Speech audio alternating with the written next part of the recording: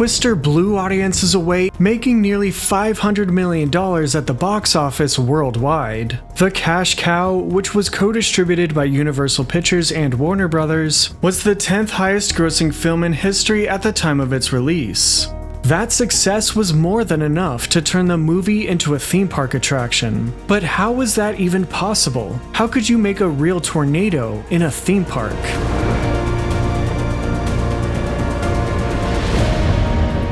This is the story of Twister, Ride It Out at Universal Studios Florida. In the mid-90s, Walt Disney World was a few years away from opening its fourth theme park, Disney's Animal Kingdom. Universal Orlando had a new park of its own, Islands of Adventure, coming soon. But that was still a few years down the road. In the meantime, Universal Orlando would build a new attraction in its existing park, Universal Studios Florida. To make room, Universal Studios shut down an opening day attraction, Ghostbusters Spooktacular. The stage show closed in November 1996, just on the heels of Twister storming through theaters earlier that summer. Universal hadn't announced what was replacing Ghostbusters, but Jim Yeager, a spokesperson for the park's parent company MCA, point blank mentioned they were considering a concept based on Twister. This made sense for several reasons. For starters, the film was an absolute blockbuster, co-produced by none other than Universal Studios Florida's ongoing creative consultant, Steven Spielberg. Also, Universal Studios was no stranger to simulating forces of nature for its attractions. Just take a look back at Flash Flood on the Hollywood Studio Tour and Earthquake the Big One in Orlando. But that's not to say making a Twister attraction would be easy. The movie was a spectacle of practical effects. Oh, and impressive CGI. The production of Twister went to great lengths to create those effects, like producing 100-mile-per-hour winds with commercial jet engines. The effects were so good at the time that Twister received multiple award nominations in that category. With that in mind, any Twister attraction would have to live up to that reputation with stunning special effects. The Twister attraction would undoubtedly feature a tornado, but how could they create an actual Twister in a theme park? The question was simple, but the answer was complicated. And no one at Universal Studios exactly knew. Universal would have to get inventive and collaborative. Universal had caught wind sometime earlier of Ned Kahn, an artist who created a real vortex sculpture. Kahn shared some names to Universal of other wind specialists. They were eventually brought in to help Universal make a real Twister. The team set up inside the empty Ghostbusters Spooktacular venue, where they began engineering a complex system of fans that would generate a large-scale vortex. The simulated tornado would be the centerpiece of a special effects presentation, although the patent does show the possibility of it being a ride with moving vehicles. In any case, Twister was becoming another action-packed attraction for the park's thrilling lineup. During trials, the team did a lot of fine-tuning to generate a sustainable vortex. The vortex, however, reacted differently every time changes were made in the venue, like when new set pieces were added. This, of course, was all before the attraction opened. Just imagine what could happen if and when an audience of theme park guests were in the room with an unpredictable vortex. So, the crew brought in some Universal team members to stand in the room during trials, but they needed more people for a more accurate simulation. They ended up ordering 240 mannequins, dressed them with clothes from the costuming department, and placed them in the showroom. The team continued constructing the attraction and tweaking the conditions as progress moved forward. In February 1997, Universal Studios Florida officially announced Twister, Ride It Out, coming the following year. The park revealed the first of its kind special effects show would feature a 50-foot tornado, and guests would stand only 20 feet from the action, feeling water and heat from the fiery storm. It was going to be the real deal. No 3D glasses needed. Production for the new attraction took a twist in 1997. Real Effects, a special effects firm from North Hollywood, alleged Universal Studios stole its tornado-generating technologies to create the upcoming Twister attraction, according to a Los Angeles Times report. The firm had previously used similar methods for productions like a Volvo commercial. In response to the claims, Universal reportedly requested for the firm to specify which parts of the design were stolen. Things got a little stormy as, allegedly, the two parties previously met the year prior when Universal began developing Twister. They never made it past negotiations as Universal partnered with other vendors. Reportedly, Universal won the case by proving artificial tornadoes had been made before. It wasn't a brand new concept.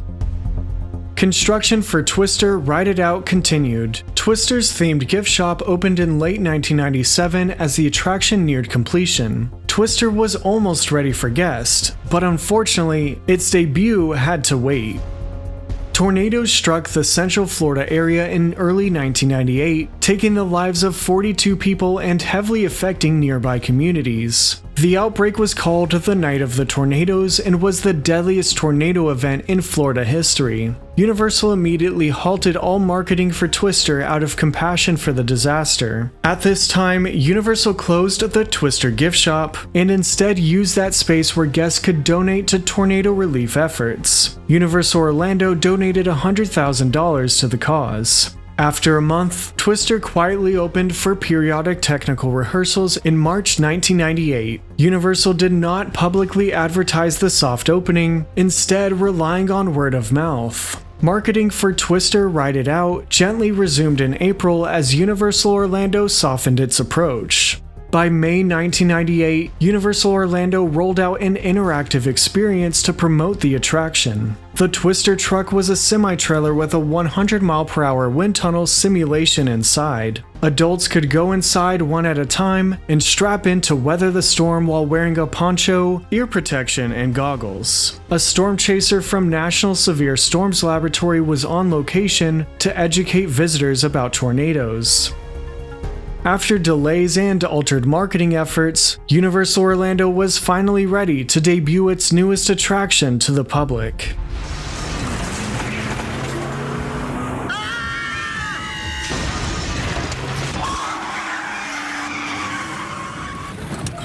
Wow, let's do that again!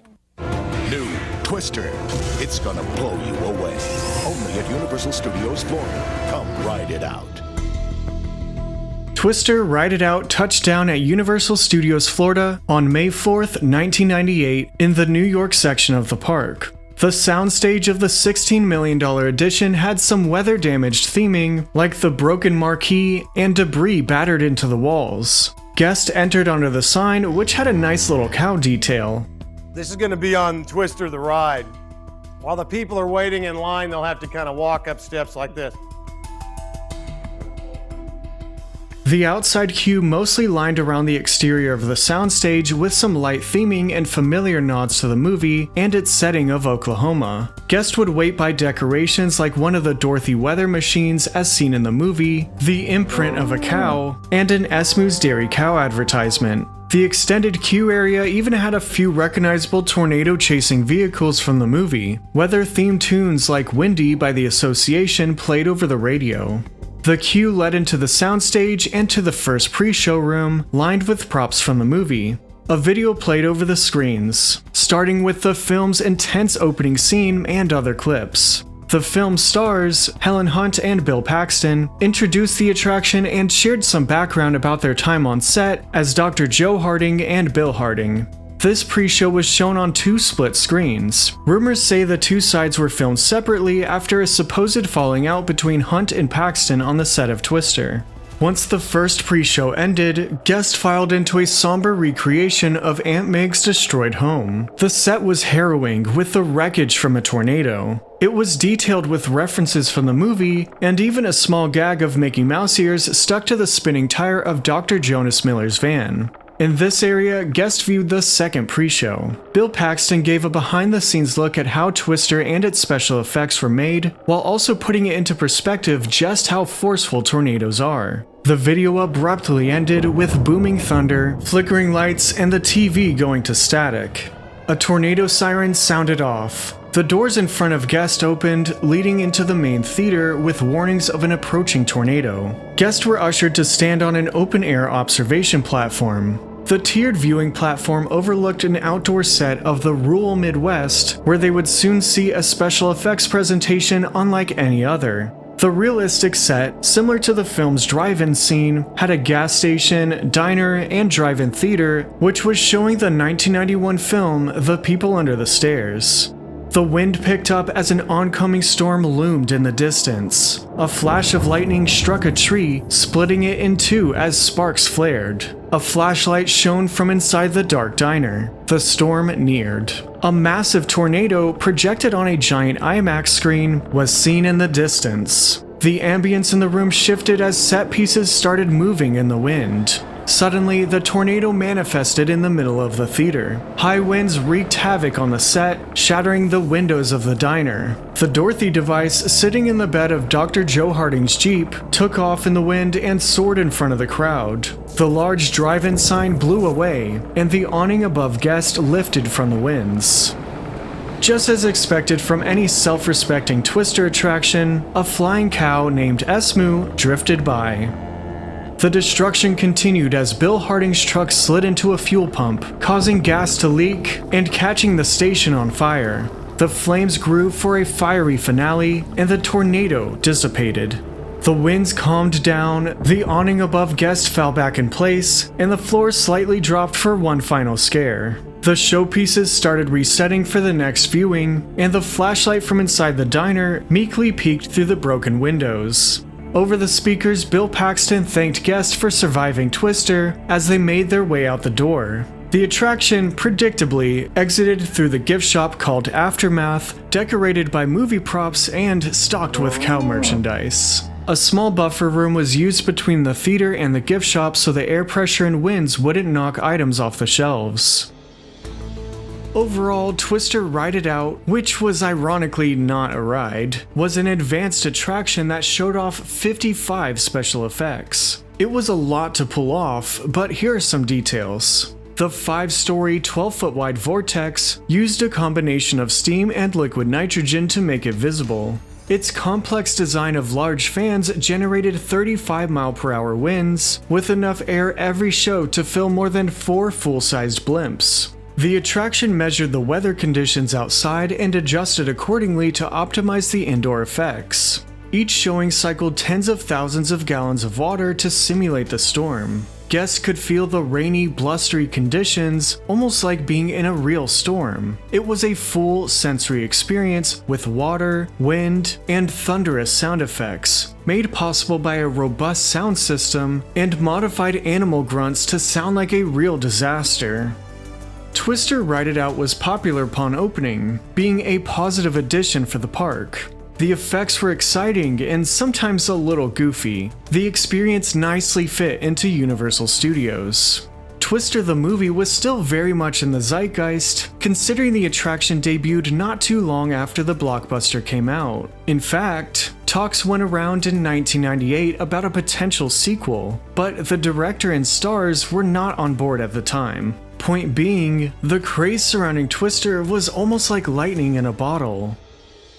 Unfortunately, attendance for Universal Orlando Resort waned throughout the 2000s. Budgets between the two parks tightened up, and some operations were dialed back. These cuts affected Twister Ride It Out as the attraction was reduced to only seasonal operations in early 2009. The show was expensive to operate, costing an estimated $1,500 each cycle. Fortunately, Twister's hiatus didn't last long as the attraction reopened a month later after guest feedback. Since then, Twister operated steadily. However, its popularity was declining, so much so that the attraction lost its extended queue when the neighboring Hollywood Rip Ride Rocket roller coaster was built.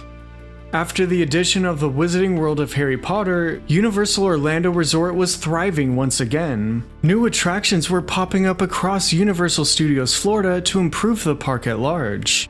Twister was on borrowed time. The movie was just about 2 decades old by the 2010s, and the attraction itself, while still impressive, was old news compared to Universal's latest and greatest. The show's set did make a brief cameo in Sharknado 3, but Twister was not safe. The classic attractions of Universal Studios were closing one by one over the years in favor of newer properties and modern ride systems. The rumor mill suggested Twister was next, shutting its doors as soon as 2014. The show outlasted that rumor for a moment, but the writing was on the wall when Universal converted the Twister gift shop into a Halloween Horror Nights retail space before fall 2015. Guys, we have big news here. We have our very own ride opening at Universal Orlando Resort. In 2015, Universal Orlando Resort announced Twister Ride It Out would soon close to make room for a ride themed to The Tonight Show hosted by Jimmy Fallon. Fans showed up for the attraction's final day on November 2nd, 2015, celebrating Twister by dressing in blue shirts and denim like Bill Paxton and white tank tops like Helen Hunt from the pre-show. During Twister's final showing, the crowd cheered throughout, especially for the flying cow. That evening, before the park's after-hours Halloween Horror Nights event started, Twister Ride It Out closed to the public for good.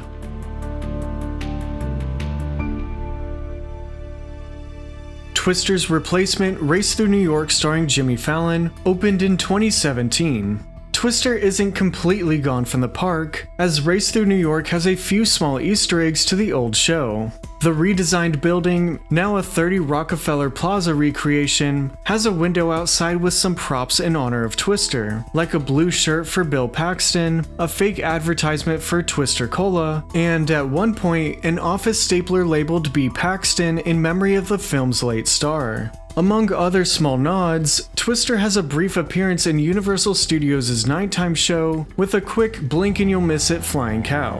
After Twister closed, a few pieces from the attraction were available for sale in the Williams of Hollywood prop shop, including the Waukeeta Town welcome sign and the flying cow.